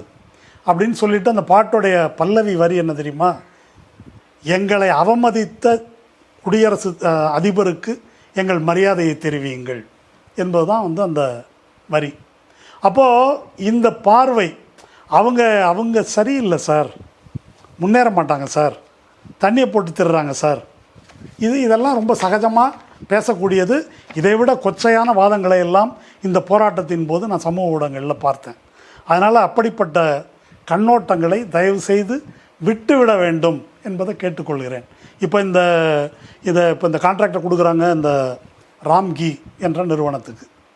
இந்த ராம்கி என்ற நிறுவனத்தின் யோக்கியதை என்ன என்று பல யூடியூப் சேனலில் பல தோழர்கள் வந்து பேசியிருக்கிறாங்க. நான் விரிவாக சொல்லலை, ட்ரைப்ஸ் சேனலில் கூட அதை ஒரு நேர்காணல் வந்திருக்கு, அதில் விரிவான விவரங்களை நீங்கள் பார்த்துக்கலாம். ஒரு அதனுடைய சாலியன் ஃபீச்சர்ஸ் என்ன? ஏன் அவர் வந்து ஒரு ஆந்திராவை சேர்ந்த ஒரு ரெட்டி முதலாளி, ஹைதராபாத்தில் இது மாதிரி அயோக்கியத்தனம் பண்ணி இந்த மாதிரி குப்பை பராமரிப்பு அதுக்கு வந்து கான்ட்ராக்ட் எடுத்து பல தொழிலாளர்களுடைய உயிர் பலிக்கு காரணமாக இருந்திருக்குது. ப்ராப்பராக மெயின்டைன் பண்ணாமல் ஏமாற்றி ஃப்ராடு பண்ணி அவங்க இது வந்து ரத்து செய்யப்பட்டிருக்குது. தமிழ்நாட்டுக்கு வந்தாக்க ஜெயலலிதா ஆட்சி காலத்தில் கொடுத்துருக்குறாங்க, அதுலேயும் வந்து பிரச்சனை. உலக வங்கியிடம் இன்ஃப்ராஸ்ட்ரக்சரை டெவலப் பண்ணுறேன் அப்படின்னு காசு வாங்கிட்டு உலக வங்கிக்கே வந்து அல்வா கொடுத்துருக்குறான். அல்வா கொடுத்து உலக வங்கி வந்து இவனை தடை செய்து வச்சுருக்கு. அப்போது இதில் ஒரு நிறையா பட்டியல் இருக்குது. இவங்க மோடிக்கு வந்து எலக்ட்ரல் பாண்டில் நிறையா பணம் கொடுத்துருக்குறாங்க. இடி ரைடு வந்திருக்கு. ரைடு வர்றதுக்கு முன்னால் கொடுத்தாங்களா அப்புறம் கொடுத்தாங்களா அது கரெக்டாக தெரியல, எனக்கு நினைவில்லை. இது எல்லாத்துக்கும் மேலே இப்படிப்பட்ட ஒரு நிறுவனத்துக்கு இந்த அரசு இந்த ஒப்பந்தத்தை கொடுக்கிறதே, இந்த நிறுவனத்தின் யோக்கியதை இந்த அரசுக்கு தெரியாதா அப்படின்னு ஒரு கேள்வி இருக்குது. நான் இப்போ சொன்னதை வச்சு இதை சுருக்கமாக முடிச்சிட்டேன்னு நினைக்காதீங்க. நீங்கள் அந்த ட்ரைப்ஸ் சேனலில் வேணால் கேளுங்க, ஒரு நீண்ட பட்டியல் இருக்குது இந்த ராம்கியின் குற்றங்கள் பற்றி. அரசுக்கு தெரியாதா? ஒரு விஷயம் நான் சொல்கிறேன். விருதுநகருக்கு பக்கத்தில் முக்குளம் என்ற ஒரு கிராமம். அந்த கிராமத்தில் வந்து மெடிக்கல் வேஸ்ட்டை சுத்திகரிக்கின்ற ஒரு ஆலை இந்த ராம்கி நிறுவனத்துக்கு இருக்குது. அந்த ஊரில் இவர்கள் அதை சுத்திகரிக்கிறேன் என்ற பெயரில் அதற்குரிய முறையை கையாளாமல் நடுராத்திரி அதை கொளுத்த வேண்டியது. அதிலிருந்து வரக்கூடிய நச்சு புகை காரணமாக 100க்கும் மேற்பட்ட மரணங்கள், கிட்னி ஃபெயிலியர், நுரையீரல் ஃபெயிலியர், மாரடைப்பு, லிவர் ஃபெயிலியர், இப்படி எக்கச்சக்கமாக நடந்திருக்குது. 100க்கும் மேலே மரணங்கள்.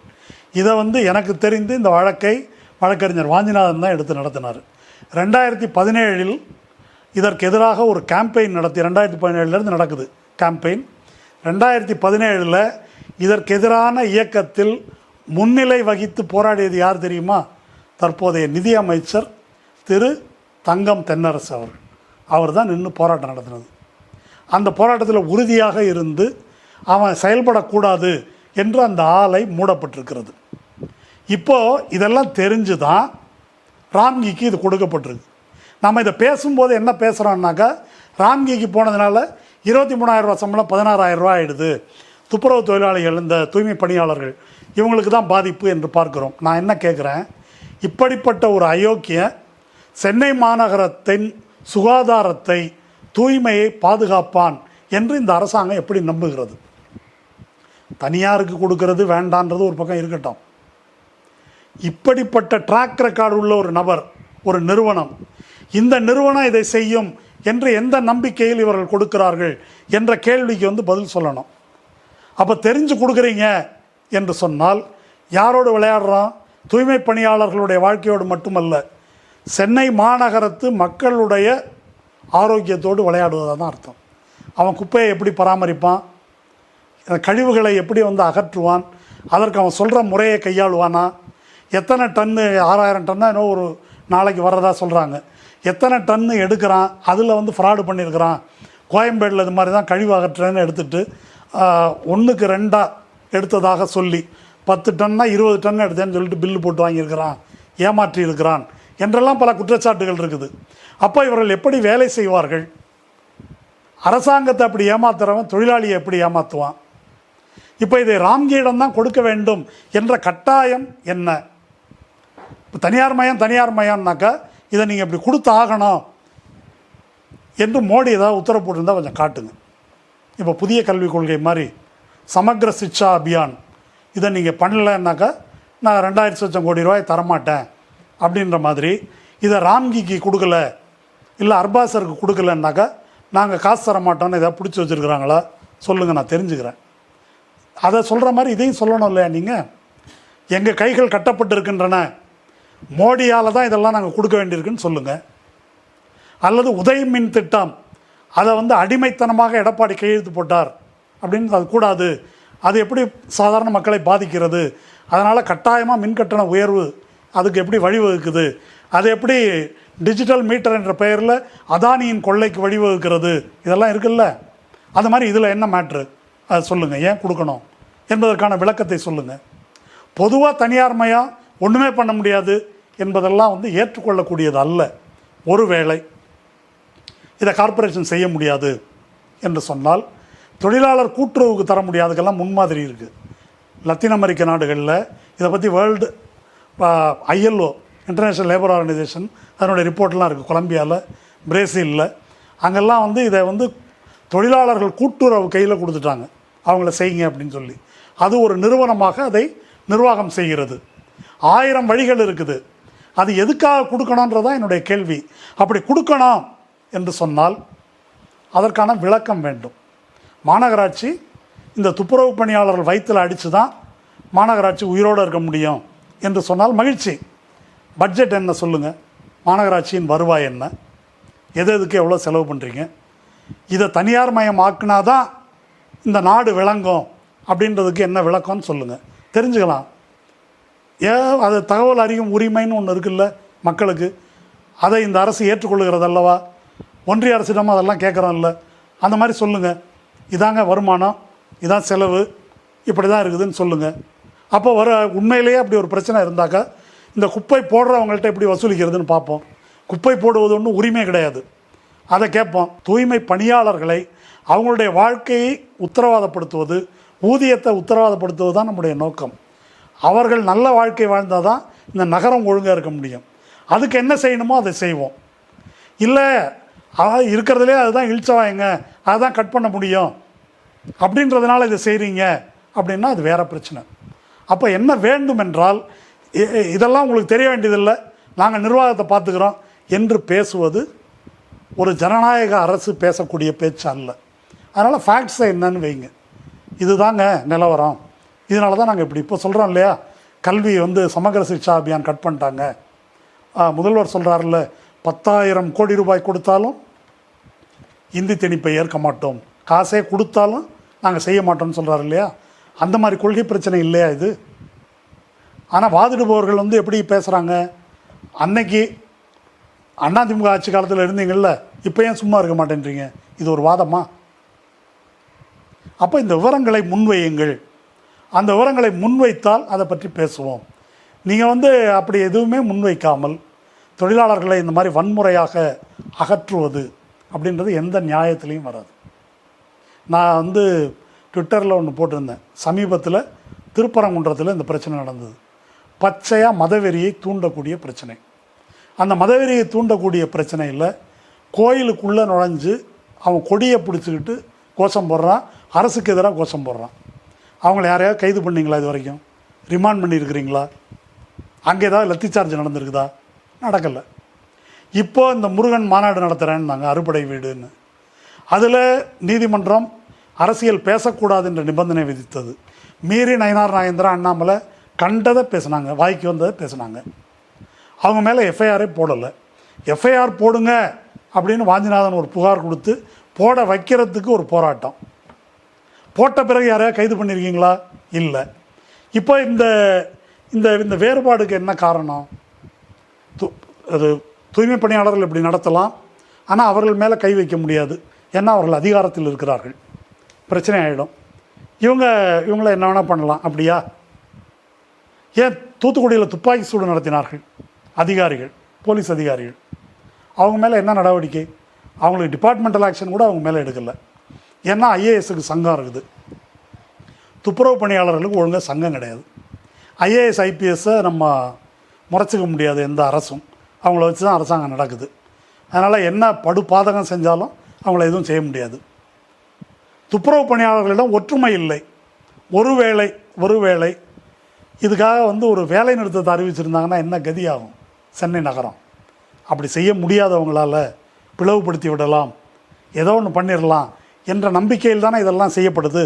அப்போது இதை வந்து இந்த இந்த முறை என்ன என்பதை பற்றி வந்து கொஞ்சம் யோசிக்கணும். இதை நியாயப்படுத்தி வாதிடும் முறை என்ன? தொலைக்காட்சி வாதெல்லாம் பார்க்குறேன், ஒரு விஷயம் சொல்கிறாங்க, இதை யாரோ பின்னால் இருந்து இயக்குறாங்க, பிஜேபி இருக்குது பின்னால். என்னென்னா அவங்க பிஜேபிக்காரன் வந்தான், யாரோ சின்மயி வந்தாங்க, அவங்க வந்தாங்க, ஏதோ சொல்கிறாங்க, அவங்க இயக்குறாங்க அப்படி. ஒரு போராட்டம் நடந்தால் பல பேர் வருவான், அதில் மீன் பிடிக்கிறதுக்கு பல பேர் பார்ப்பான். அதனால் வந்து இதை அவர்கள் தூண்டினார்கள் அப்படின்னா, இப்போ ஸ்டெர்லைட்டுக்கு அப்படி தான் சொன்னாங்க, இதை வந்து நக்சலைட் தீவிரவாதிகள் தூண்டுகிறார்கள். அர்ச்சகர் பிரச்சனை, தமிழ் வழிபாட்டு பிரச்சனை தீக்காக்காரன் தூண்டுகிறார்கள், பக்தர்களுக்கு இது தேவையில்லை, இல்லை வெளியூர்காரன் இந்த பிரச்சனையை கிளப்புறான். இப்போது ஒரு ஒரு ஒரு பிகமிங் அன் எனிமி அப்படின்னு ஒன்று இருக்குது. அது என்னன்னு கேட்டால், எதிரியோடு சண்டை போடும்போது ஒரு நீண்ட தகராறு, ஒரு சண்டை, ஆயுத போராட்டமோ வார்த்தை போராட்டமோ ஒன்று நடக்கும்போது எதிரி கையாள்கின்ற அதே முறைகளுக்கு நம்மளும் மாறுவது. அவன் கெட்ட வார்த்தை பேசுகிறான், நம்மளும் கெட்ட வார்த்தை பேசுகிறது. அவன் திசை திருப்பினா நம்மளும் திசை திருப்புறது. அவன் இழிவுபடுத்தும் சொற்களை பயன்படுத்தினா நம்ம பயன்படுத்துறது. அல்லது அவன் கொடூரமான முறையில் கொலை செய்தால் நாமும் ஒரு போராளி இயக்கம், நாமும் அதே மாதிரி கொலைகளில் ஈடுபடுவது. அதுபோல் இந்த ஸ்டூடியோவில் பிஜேபியோட கொஞ்சம் 10 வருஷமாக வாதம் பண்ணி இந்த பக்கத்தில் இருக்கக்கூடிய திராவிட இயக்கம் சார்ந்த சிலருக்கு அந்த நோய் பிடிச்சிருச்சுன்னு நினைக்கிறேன். அவங்க நாராயணன் இந்த மாதிரி ஆட்கள் இருக்காங்கல்ல, அவங்க பேசுகிற மாதிரியே அவங்களுடைய வாத முறை, அவங்க பிரச்சனையை விட்டுருவாங்க. மோடி எப்படி பேசுகிறாங்களே அது சரியாம்பாங்க. அந்த மாதிரி இந்த பிரச்சனையை அணுகி விவாதிக்கிறீர்களே அது எப்படி சரி? விஜயை போய் பார்த்தாங்க, நான் அதை பற்றி பேசுகிறேன். அது பார்த்தது எந்த விதத்திலும் அந்த தொழிலாளர் போராட்டத்துக்கு உதவியானது அல்ல அப்படின்றது வேறு விஷயம். ஆனால் அதை அதுதான் எல்லாத்துக்கும் அடிப்படை, அவங்களுக்கு அதுதான் நோக்கம் இருக்குது என்று அதை நோக்கி திருப்புவது என்பது என்ன வாத முறை? இதன் மூலம் என்ன சாதிக்க போகிறீங்க? இது ஒரு முக்கியமான கேள்வி. இப்படி பேசுவதன் மூலம், இப்படி வாதிடுவதன் மூலம் அதனுடைய விளைவு என்ன என்பதை தெரிந்து பேசுகிறார்களான்னு எனக்கு தெரியல. அது டிவியாக இருக்கட்டும், சோஷியல் மீடியாவாக இருக்கட்டும். அதாவது ஒடுக்கப்பட்ட தலித் மக்கள் அல்லது இந்த தூய்மை பணியாளர்கள் தமிழ்நாடு பூரா இருக்கிறாங்க.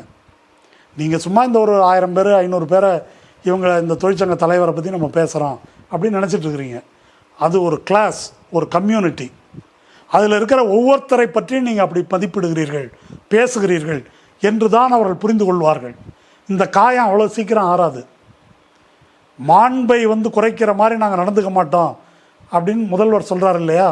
அந்த மாண்பை பாதுகாப்பது போல் இந்த வாதங்கள், இந்த பேச்சுகள் நடக்கவில்லை. பல பேர் பேசினது அதை அவர்கள் உணர்ந்து கொள்ள வேண்டும். இது அதிமுக ஆட்சியில் நடந்ததா? அப்போ 11 ஜோன் பண்ணும்போது என்ன பண்ணீங்க அப்படின்னு கேட்கலாமா? இப்போ ஒருவேளை கலைஞர் பாப்பாப்பட்டி கீரிப்பட்டியில் ஏங்க நடத்தலை, ஜெயலலிதா ஆட்சியில் நடந்ததா அப்படின்னு கேட்டாரா? கேட்டிருக்கிறாரா? அது மாதிரி இருக்குது இப்போ கேட்குறது. ஜெயலலிதா ஆட்சியில் அதை செய்ய மாட்டாங்க. அதை செய்கின்ற அக்கறையும் பொறுப்பும் கொள்கையும் திராவிட இயக்கத்திடம் இருக்குது. அதனால தான் அந்த ரிஸ்க்கை அவர் எடுக்கிறாரு. இதனால் பிற்படுத்தப்பட்ட சமூகத்தின் விரோதம் வரும். சில பேர் ஓட்டு போட மாட்டாங்க நமக்கு என்றாலும் கூட அந்த ரிஸ்க்கை எடுத்து அதை செய்வது எதனால்? ஒரு கொள்கை இருப்பதனால். இப்போ நீங்கள் கொள்கை இருக்குது என்று சொல்லிக்கொள்பவர்கள் அன்னைக்கு கேட்கலன்னாக்கா அது என்ன பேச்சு? எல்லோரையும் தான் நிரந்தர தொழிலாளியாக ஆக்கணும். அவங்க ஏதோ கொஞ்சம் சத்தம் போட்டாங்க, அவங்களுக்கு சத்து இல்லை, தெம்பு இல்லை, நிறுத்திட்டாங்க. அதிமுக ஆட்சி காலத்தில் எப்படி நடக்கும்? ஜெயலலிதா எப்படி புரூட்டலாக அடக்குவாங்க?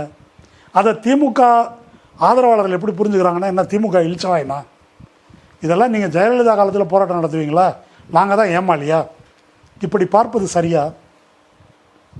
திமுக ஆட்சி காலத்தில் ஒப்பீட்டளவில் ஜனநாயக உரிமைகள் மதிக்கப்படுகின்றன என்பது உண்மை. திமுக வெறுப்பாளர்கள் இதை வேறு விதமாக சொல்லுவாங்க. நான் அப்படி சொல்ல தயாராக இல்லை.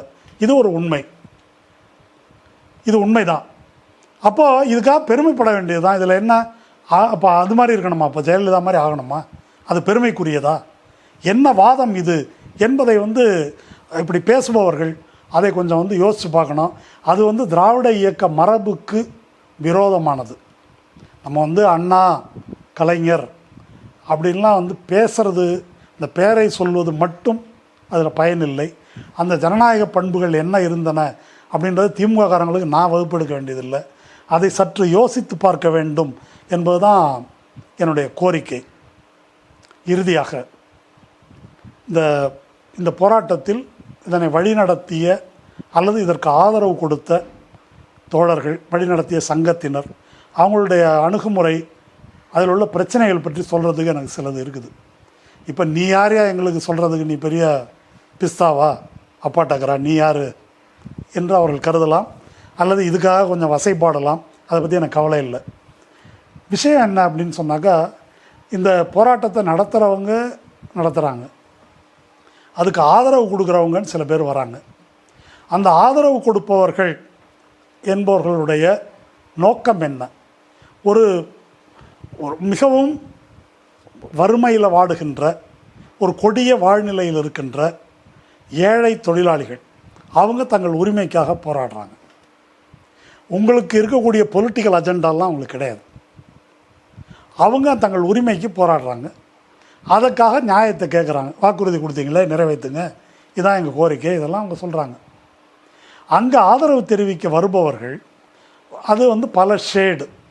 அதில் ஒரு பேத்தலாஜிக்கல் அவர்ஷன் டுவர்ட்ஸ் டிஎம்கேன்னு ஒன்று இருக்குது. இயல்பிலேயே ஒரு திமுக வெறுப்பில் ஊறியவர்கள் அப்படின்னு இருக்கிறாங்க. திமுக தலித் விரோத கட்சி என்ற உறுதியான கருத்து கொண்டவர்கள், திராவிட இயக்கம்னாலே ஒரு ஒவ்வாமை கொண்டவர்கள், இப்படி பல பேர் அங்கே வராங்க. வரும்போது என்ன நடக்குது அப்படின்னு சொன்னால், இந்த போராட்டத்தை வாழ்த்துவது என்ற பெயரில், போராட்டத்துக்கு ஆதரவு கொடுப்பது என்ற பெயரில், அரசை விமர்சிப்பது என்ற பெயரில் கலைஞரை இழிவாக பேசுகிறது, முதல்வரை இழிவாக பேசுகிறது, இப்படி செய்யும்போது என்ன நடக்குது அப்படின்னு சொன்னாக்கா, ஆங்கிலத்தில் ஏஜென்ட் ப்ரோவோகேட்டர்னு ஒன்று இருக்குது. ஒரு ஆத்திரத்தை தூண்டி காரியத்தை கெடுக்கிறது. அப்படி நிதானம் இழக்க செய்வது, இப்படி கொஞ்சம் பேரை தூண்டி விடுறது. இப்போ நாங்கள் அப்படி பேசுனா நீங்கள் அப்படி பண்ணுவீங்களா அப்படின்னு எதிர்கேள்வி கேட்கக்கூடாது. அங்கே நின்று பேசும்போது அந்த பொறுப்புணர்ச்சி வேணும். அந்த மாதிரி பேசுகிறாங்க. சீமான் ஆதரவு கொடுக்குறாரு. சீமான் ஈரோடு இடைத்தேர்தலும் போது என்ன பேசினார்? அருந்ததியர் சமூக மக்களை பற்றி, இந்த வேலையை செய்வதற்காக ஆந்திராவிலிருந்து கொண்டு வரப்பட்டவர்கள்னு பேசி எவ்வளோ கடுமையான எதிர்ப்பு வந்ததுன்னு நம்ம பார்த்தோம். இன்றைக்கி சென்னை நகரத்தில் இந்த தூய்மை பணியில் ஈடுபட்டிருப்பவர்களில், குறிப்பாக போராடுபவர்களில் அருந்ததியர் சமூகத்தினர் மிக குறைவாக இருக்கலாம், அல்லது இல்லாமல் கூட இருக்கலாம். அவங்க வேறு பறையர் சமூகத்தை சேர்ந்தவர்களாக இருக்கலாம். ஆனால் இந்த பணியையே இழிவாக பேசின சீமான் அங்கே நான் இதுக்கு ஆதரவு கொடுக்குறேன் அப்படின்னு பேசுகிறாரு. இது இல்லாமல் ஒரு ஒரு சாதி திருமாவை தனிமைப்படுத்துவது, நீங்கள் கூட்டணியிலேருந்து வெளியே வந்துடுங்க, அல்லது இவர் தலித் சமூகத்துக்கு துரோகம் செய்கிறார், இதை அஜெண்டாவாக வச்சுருக்கிற ஆட்கள், இப்படி பல பேர் பல நோக்கத்தோடு அங்கே வருகிறார்கள். அதற்கு தகுந்த மாதிரி அதை பேசுகிறார்கள். இப்படி பேசுகிறவங்கள இந்த இதில் ஒன்று சொல்லுவாங்களே, அனுகூல சத்துருன்னு, ஆதரவு தருவது போல எதிராக செயல்படுபவர்கள். அந்த காரியத்தை அவர்கள் செய்திருக்கிறார்கள். இந்த ஆத்திரமூட்டலுக்கு பலியாகி அதுவரைக்கும் சும்மா இருந்தவர்கள் இப்படி பேசுகிறாங்க. அல்லது விவாதங்களின் போது அவங்க மட்டும் எங்கள் முதல்வர் இப்படி பேசலாமா, அவங்க கலைஞர் இப்படி பேசலாமான்றாங்க. இதுவா அஜெண்டா?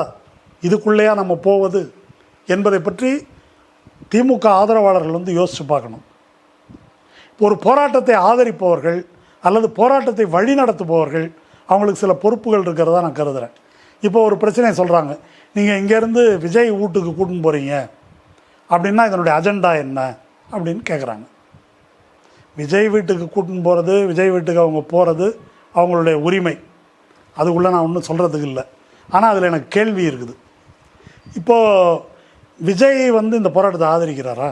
இப்போ ஒரு போராட்டம் நடக்குதுங்க, அதுக்கு எல்லாருடைய ஆதரவையும் தான் நாங்கள் கேட்போம்னா ஆதரவு கொடுக்கட்டும். அவர் வந்தால் கூட்டமாகிடும். அது எதுக்கு அவருக்காக நீங்கள் சிந்திக்கணும்? சரி, அவர் வந்தால் கூட்டமாகும். அவர் ரசிகர்கள் தான் 1000-10,000 பேர் இருக்கிறாங்கல்ல. ராத்திரி ஹைகோர்ட்டு தடை விதிச்சிருச்சுல்ல, ராத்திரி காலி பண்ண போகிறாங்கன்னு தெரியும்ல. விஜய் உத்தரவிட்டு போங்க, நம்முடைய தொண்டர்கள் ஒரு 10,000 பேர் அங்கே போய் தூய்மை பணியாளர்களுக்கு கவசமாக நில்லுங்கள்னு சொன்னார். அவர் வரணும்னு யார் கேட்டாங்க? அவங்க நின்னாங்களா? அப்போது நீங்கள் ஒரு போராட்டம் நடத்துவீங்க, அந்த போராட்டத்தின் அரசியல் ஆதாயத்தை கேபிட்டலைஸ் பண்ணுறதுக்கு விஜய்கிட்ட கொண்டு போய் கொடுக்குறீங்க. அவர் பாசிஸ்டுன்னு அறிக்கை விடுறாரு. அவர் ஏற்கனவே பாசிசமாக பாயாசமானவர், பாரதிய ஜனதாவின் பேரை சொல்ல தயங்குபவர். இப்போ நடக்கிற எஸ்ஐஆர் உட்பட்டு, இஸ்லாமியர்களுடைய குடியுரிமையை பறிக்கின்ற நடவடிக்கை உட்பட்டு, எதை பற்றியும் தீவிரமான நடவடிக்கையோ பேச்சோ இல்லாத வேறொரு அஜெண்டாவோடு களத்தில் நிற்பவர்கள் அவங்க.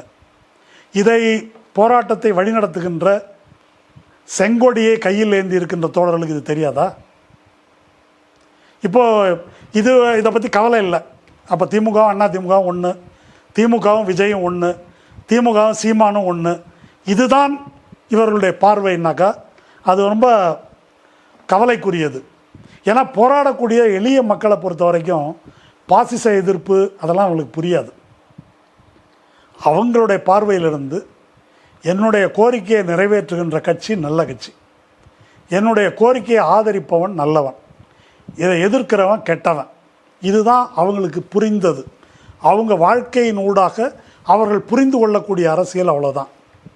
இப்போ டிவி டிபேட்டில் பிஜேபிக்காரன் வந்து பேசுகிறாங்க. அவர் அது நியூஸ் 18 நினைக்கிறேன், தனியார் மயம் அதை பற்றி நீங்கள் என்ன நினைக்கிறீங்க? அதுக்கு பிஜேபிக்காரர் சொல்கிறாரு, இங்கே பாருங்கள், நாங்கள் வந்தாக்க நிரந்தரமாக்குவோம் அப்படின்னு ஸ்டாலின் வந்து வாக்குறுதி கொடுத்துருக்காரு. கொடுத்துட்டு ஏமாற்றிட்டார். நாங்கள் வாக்குறுதியே கொடுக்கறதில்ல, தனியார் மயம் தான் எங்கள் கொள்கை, அதனால் நாங்கள் யோக்கியர்கள்னு பேசுகிறாங்க அவங்க. இப்போ இந்த மாதிரி ஆட்களுக்கு இதுதான் இது வந்து அந்த தொழிலாளிகளுக்கு தெரியாது. ஆனால் பிஜேபி வந்து ஆதரவு கொடுக்குறதா அவங்க நினச்சிக்கலாம். அப்போ யார் இதில் முக்கியமான வில்லன், ஃபாசிசம் என்பது என்ன என்பதை பற்றி யார் தலைமை தாங்குகிறார்களோ அவர்களுக்கு ஒரு புரிதல் இருக்க வேண்டுமா இல்லையா? ஒருவேளை தங்களுடைய இந்த கோரிக்கைகள் நிறைவேறவில்லை என்றால், செங்கொடை தோழர்கள்ன்றதுனால நான் சொல்கிறேன், ஒரு பொருளாதார கோரிக்கை அல்லது செக்டோரல் டிமாண்ட் என்பது எல்லா காலங்களிலும் நிறைவேற்ற முடியாதது. 100 கோரிக்கையில் 1-2 தான் வெற்றி பெறுவோம். இதை நான் சொல்லலை, லெனின் சொல்லியிருக்காரு. எப்போ? ஒரு நூற்றாண்டுக்கு முன்னால். இன்றைக்கி நம்ம புதிய தாராளவாத கொள்கையின் காலத்தில் இருக்கிறோம்.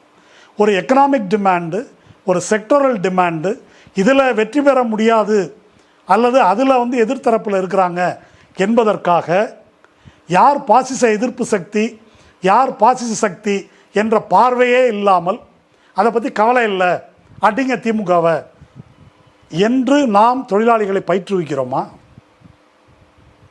ஒருவேளை தொழிலாளிகள் உணர்ச்சி வசப்பட்டு அப்படி சிந்தித்தால், திமுக நம்முடைய கோரிக்கையை திமுக அரசு நிறைவேற்றாது தவறு, அதை நாங்கள் கண்டிக்கிறோம், நம்ம போராடுவோம், அதற்காக அதிமுக பிஜேபி கூட்டணியை நம்ம ஆதரிக்க முடியாது, அவங்கள நம்ப முடியாது.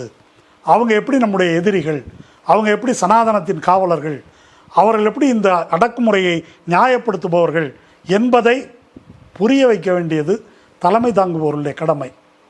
அதனால் இப்போ வந்து பெரியார் வேற, அம்பேத்கர் வேற, மார்க்ஸ் வேற என்று பிரிந்திருந்த காலம் போய் இவற்றுக்கு இடையிலான இணைவு என்ன, ஒத்திசைவு என்ன என்று புரிந்து கொண்டு ஒன்றுபட்டு இயங்க வேண்டிய ஒரு காலகட்டத்துக்கு நாம் வந்திருக்கிறோம். அந்த காலகட்டத்திலும் கூட அதை புரிந்து கொள்ள மறுத்து மூக்குக்கு முன்னால் தெரிகிற பிரச்சனையை மட்டும்தான் நான் பார்ப்பேன் என்று பார்ப்பது ஒரு தொலைநோக்கில் அல்லது நாம் வாழ்கின்ற அரசியல் சூழலில் நாம் வந்து என்ன சிந்திக்கிறோம் என்பதை சம்பந்தப்பட்ட தோழர்கள் யோசித்து பார்க்க வேண்டும். இந்த போராட்டத்துக்கு எதிராக கருத்து சொல்லக்கூடியவர்கள் அப்படின்றவங்களுக்கு சமூக ஊடகங்களிலே, தொலைக்காட்சியில் நான் சொல்கிறேன், இது டிஜிட்டல் யுகம். நீங்கள் பேசுகிற ஒவ்வொரு வார்த்தையும் ஒரு இடத்துல நடக்கிற ஒரு சம்பவம், ஒரு இடத்துல நடக்கக்கூடிய ஒரு அடக்குமுறை, போலீஸ் வன்முறை, தமிழ்நாடு பூரெல்லாம் நடக்க வேண்டிய அவசியம் கிடையாது. ஒரு இடத்துல நடக்கிறது ஒரு சினிமா மாதிரி, அது வந்து எல்லா இடத்துக்கும் டெலிகாஸ்ட் ஆகும். அது சம்பந்தப்பட்ட சமூகத்தினரை, சம்பந்தப்பட்ட மக்களை, அவங்களுடைய கருத்தை மாற்றுவதில் அது மிகப்பெரிய பங்காற்றும். நான் பல வாட்டி சொல்லியிருக்கேன். திரிபுராவில் 2% 3%லேருந்து 40% ஓட்டுக்கு ஒரே தேர்தலில் பிஜேபி எப்படி ஜம்ப் பண்ணது, எப்படி ஒரு அவதூறு பொய் பிரச்சாரத்தின் மூலம் சிபிஎம்ஐ வீழ்த்தியதுன்னு நான் சொல்லியிருக்கிறேன். தேர்தல் அப்படின்றதில் அவங்க எப்படியெல்லாம் வேலை செய்கிறாங்க. இப்போ ஸ்பெஷல் இன்டென்சிவ் ரிவிஷன்னு வாக்குச்சீட்டு கோல்மால்லேருந்து எல்லா பித்தலாட்டங்களையும் செய்கிறார்கள்.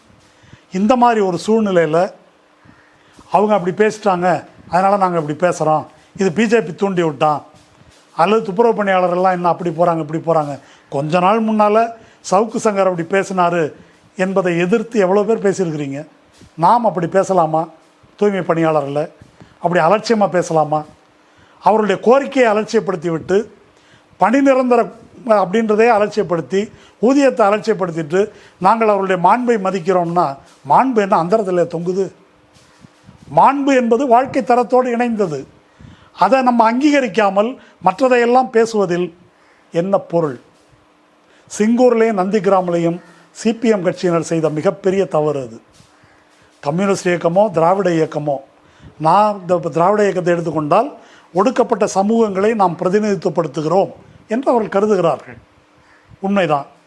கம்யூனிஸ்டுகள் உழைக்கும் வர்க்கம் பாட்டாளி வர்க்கத்தை நாங்கள் ரெப்ரசன்ட் பண்ணுறோம் அப்படின்னு கருதுகிறாங்க. அப்படி ரெப்ரசன்ட் பண்ணுறோம் அப்படின்னு கருதுறதுனால அவர்களுடைய குரலை கேட்க வேண்டியதில்லை, உங்களுக்கு என்ன நல்லது அப்படின்னு எனக்கு தெரியும் என்ற ஆணவம் நமக்கு வந்ததென்றால் அதுக்கப்புறம் அதை யாரும் காப்பாற்ற முடியாது.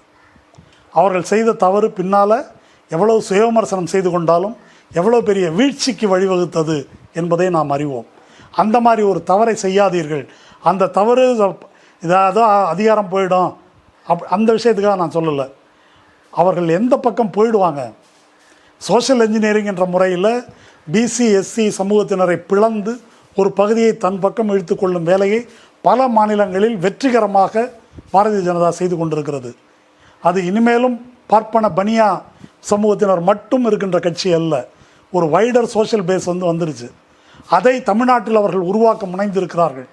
இதையெல்லாம் புரிந்து பேச வேண்டும் என்பதுதான் நான் எல்லோருக்கும் வைக்கின்ற கோரிக்கை. அதனால் இதில் இரண்டு தரப்பினரும் போராடுகின்ற தொழிலாளிகளுக்கு தலைமை தாங்குகின்ற போராட்டத்தை ஆதரிக்கின்ற தோழர்களாக இருக்கட்டும், அல்லது திராவிட முன்னேற்றக் கழக அரசை ஆதரிக்கின்ற திமுக அனுதாபிகளாக இருக்கட்டும், நாம் மிகவும் நிதானமாக இந்த பிரச்சனையை அணுக வேண்டிய ஒரு காலம் இது. இந்த கோரிக்கையை மனம் திறந்து பரிசீலிக்கணும். திராவிட முன்னேற்றக் கழக அரசு எப்படி 12 மணி நேர வேலை என்பதை பின்வலித்து கொண்டதோ, எப்படி சாம்சங் தொழிலாளர் போராட்டத்தில் ஆம் தொழிற்சங்க உரிமை நியாயமானது தான் என்று அதை அங்கீகரிக்க வேண்டிய நிலை வந்ததோ, அதுபோல் இந்த தூய்மை பணியாளர்கள் நிரந்தரம் என்பதை பற்றி யோசியுங்கள்.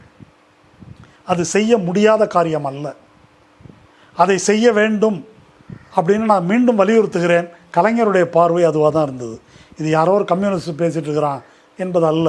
அவருடைய பார்வை எவ்வளவு வரம்புகள் இருந்தாலும், லிமிட்டேஷன்ஸ் இருந்தாலும், அதற்கு உட்பட்டு அதை எப்படி செய்வது என்பதை அவர் தொடர்ந்து முனைந்து கொண்டிருந்தார். அந்த பார்வை இப்பொழுது இருக்கிறதா என்ற கேள்வி இருக்கிறது. அதனால் எப்படி இந்த தூய்மை பணியாளர்களுடைய வாழ்க்கையை கோரிக்கையை உத்தரவாதப்படுத்த முடியும் என்பதை நீங்கள் நிச்சயமாக பரிசீலிக்கணும். அவங்க கோர்ட்டில் இருக்குது பணி நிரந்தர கோரிக்கை, அதை கூட அங்கே பார்த்துக்கிறோம். இப்போ ஊதிய இந்த வீழ்ச்சி அப்படின்றது இருக்கு இல்லையா, அது இல்லாமல் தடுக்கணுன்றதை கோர்றாங்க. குறைந்தபட்சம் உடனடியாக அதையாவது ஏற்றுக்கொள்ளலாம். இரண்டாவதாக, இந்த ராம்கி நிறுவனத்துக்கு இதை கொடுக்கக்கூடாது. ராம்கியினுடைய ட்ராக் ரெக்கார்டு மிக கேவலமானது. அதற்கு மாற்று யோசியுங்கள். வேறு வழிகளை, வேறு முன்மாதிரிகளை உருவாக்குங்கள். திராவிட மாடலில் பல முன்மாதிரி இருக்குன்னா இதிலையும் ஒரு முன்மாதிரியை உருவாக்க முடியும். சமூக நீதி என்பது, மீண்டும் சொல்லுகிறேன், நடுத்தர வர்க்க உயர் நடுத்தர வர்க்கத்தினருக்கு ஒவ்வொரு சாதியிலும் பின்தங்கிய சாதிகளில் உள்ள அந்த பிரிவினருக்கு கொஞ்சம் வேலையை வாங்கி தர்றது, உயர் பதவிகளுக்கு அனுப்புவது என்பதனால் சமூக நீதி வந்து விடாது. அதே சமூகங்களில் வாழ்கின்ற 95 விழுக்காடுக்கும் மேற்பட்ட அடித்தட்டு மக்கள், அவங்க வாழ்க்கையில் முன்னேற்றம் வேணும், அவர்களுடைய உரிமை உத்தரவாதப்படுத்தணும். அப்போ மட்டும்தான் முதலமைச்சர் தன்னுடைய அறிக்கையில் கூறியிருக்கின்ற தூய்மை பணியாளர்களுடைய மாண்பை திமுக அரசு ஒருபோதும் விட்டுத்தராது என்ற அந்த கூற்று உண்மையாகும். ஒருபோதும் விட்டுத்தர மாட்டார்கள், இதை காப்பாற்றுவார்கள். கொஞ்சம் ஆரம்பத்தில் தவறு இழைத்தாலும் அந்த தவறை சரி செய்து கொள்வார்கள் என்று நம்புகிறேன். நன்றி.